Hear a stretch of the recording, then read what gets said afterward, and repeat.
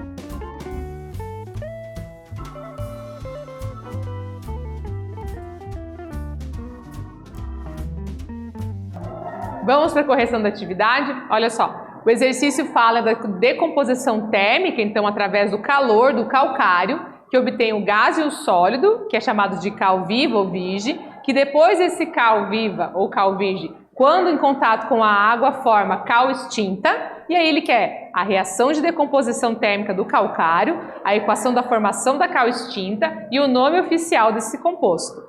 Então vamos ver. Reação da decomposição do calcário. Então CaCO3, né? Vai fazer a sua decomposição, CaO e CO2. Então o gás e o sólido que ele fala ali, né?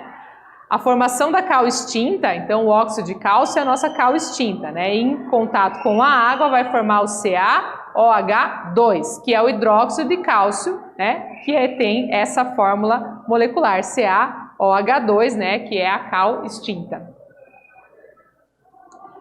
Agora vamos falar um pouquinho sobre a reação de dissociação iônica, que é o que acontece com as bases ou hidróxidos. Então, segundo a teoria do Arrhenius, a dissociação das bases é um processo que ocorre com dois casos, né? Ocorre quando a base está dissolvida em água e também quando acontece o processo de fusão da base, ou seja, quando ela está passando, né, da sua fase aí sólido para o líquido, do processo de fusão. A reação de dissociação iônica de uma base caracteriza-se pela liberação de íons, sendo que o cátion, que aparece ali, sempre vem do metal, e o ânion é a hidroxila, o OH negativo. Então, sempre a parte negativa vai ser OH-. Substâncias iônicas sofrem dissociação iônica em meio aquoso ou quando submetidas ao processo de fusão. Então, em dois momentos, em meio aquoso e no processo de fusão.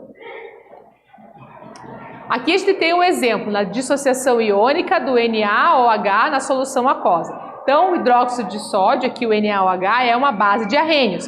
Então, quando ele está em contato com a água, ele vai ter essa dissociação. Na é a parte do metal e o OH- lá sempre como a parte negativa. Então, vai produzir os íons Na e OH-.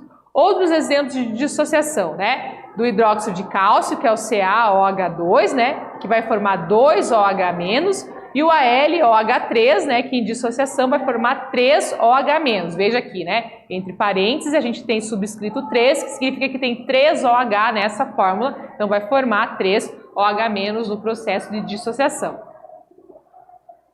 Vamos fazer a atividade 2? Olha só. A partir dos conhecimentos adquiridos sobre funções químicas inorgânicas, diferencia os conceitos de ionização e dissociação iônica. Todas as substâncias químicas sofrem esses processos? Agora é com vocês.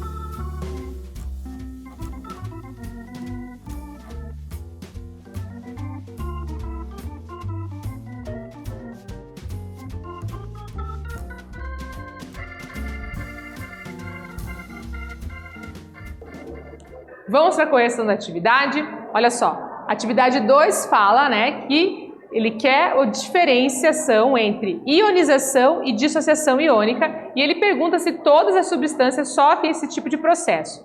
Então, olha só, a ionização é um fenômeno químico que ocorre quando um composto molecular, no caso um ácido, é adicionado em água e ocorre a formação de íons, cátions e ânions. Por sua vez, a dissociação é um fenômeno físico que acontece quando uma substância iônica, né, no caso a base, é dissolvida em água, liberando íons cátions e ânions existentes na molécula. Então, por mais que os dois processos tenham como resultado final algo muito parecido, que é o surgimento de cátions e ânions, ou seja, o surgimento de íons, né, eles têm uma diferença. Então, a ionização acontece com compostos moleculares, né, que são aqueles que surgem através de ligação covalente, de compartilhamento de elétrons. Quando a gente tem a água, vai formar os íons, cátions e ânions, né, que antes não estavam ali.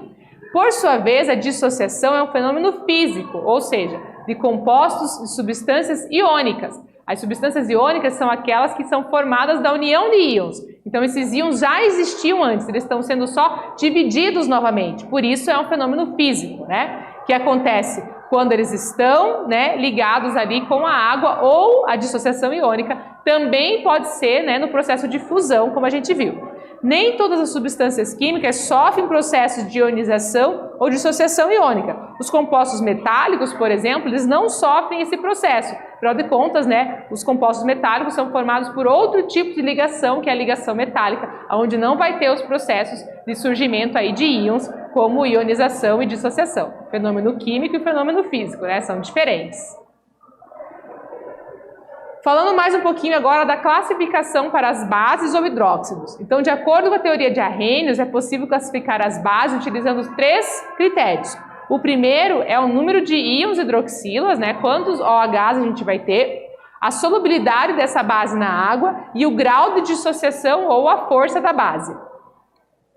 Então, segundo o número de íons, né? O número de hidroxilas de uma base está relacionado ao NOx do metal que faz parte dela. Assim, algumas bases liberam mais de uma hidroxila quando estão na presença de água. Desse modo, as bases podem ser classificadas como monobases, quando liberam somente uma hidroxila, que é o caso do NaOH, do AgOH, do CuOH, entre outras. Então, só tem um OH ali para ser liberado, é monobase. De base, quando tem 2 íons hidroxilas para serem liberados durante a solução aquosa, que é o caso do CaOH2, FeOH2, CuOH2, entre outros.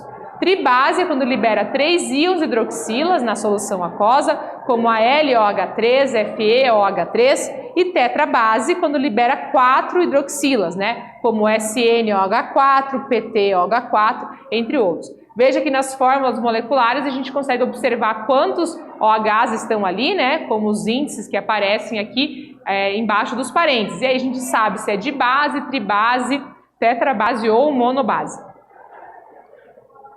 Quanto à solubilidade em água. A solubilidade é definida como a capacidade de um material dissolver-se em outro, né? Quanto uma base consegue se dissociar na água. Então a gente está vendo a solubilidade da base na água. Então a gente pode classificar assim.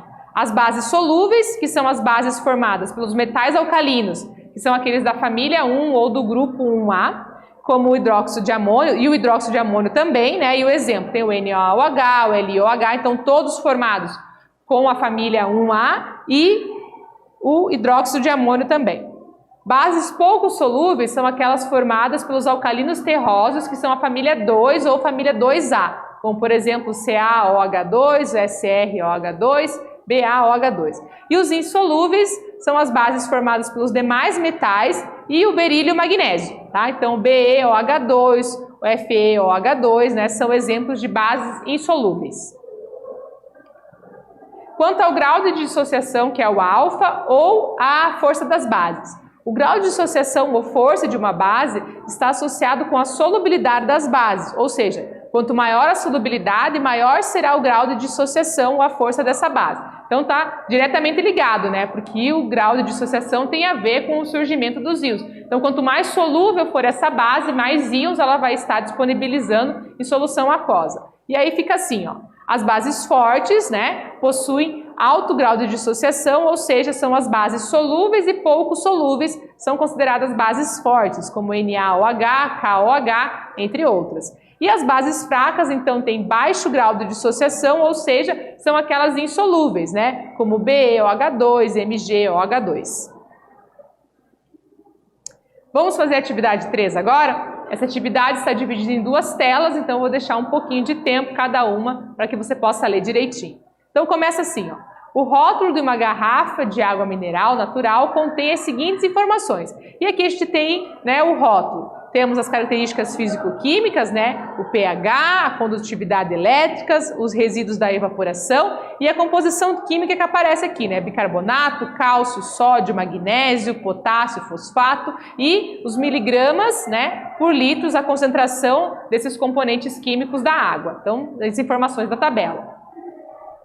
Dentre as informações, podemos concluir que a água possui um teor alcalino, pois há a presença de íons metálicos dissociados em meio aquoso. Com base nas informações e em seus conhecimentos sobre o conteúdo estudado na aula, apresente as fórmulas das bases e a classificação quanto à solubilidade. Agora é com vocês.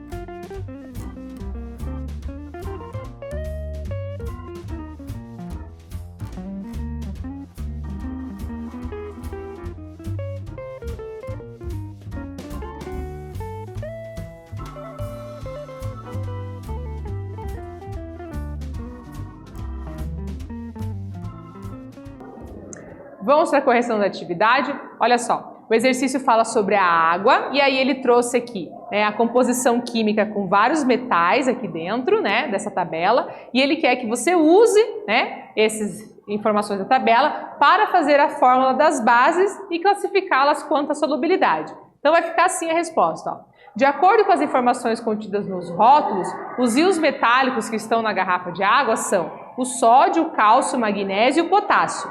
Assim, as fórmulas moleculares, né, e a classificação para essas bases vão ser as seguintes.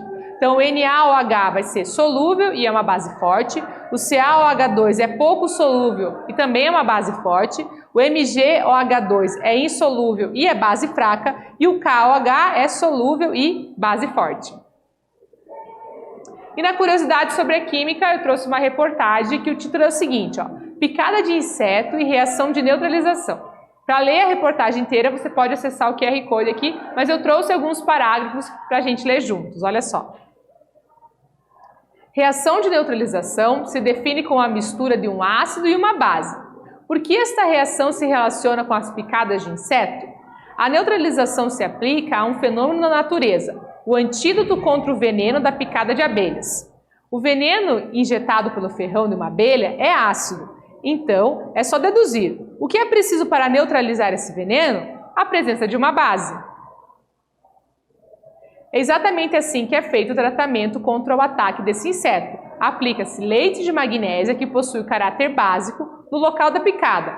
Pode-se também aplicar compressas embebidas em solução de amônia ou bicarbonato, ambas constituindo soluções básicas. Então, a reportagem fala pra gente, né, que o veneno ali da abelha, né, ele é um ácido e para neutralizar a gente precisa de uma base. E aí, como exemplo, ele dá o leite de magnésia, bicarbonato, né, ou amônia, que também são soluções aí de caráter básico e vão funcionar neutralizando aí a picada da abelha. Interessante, não é?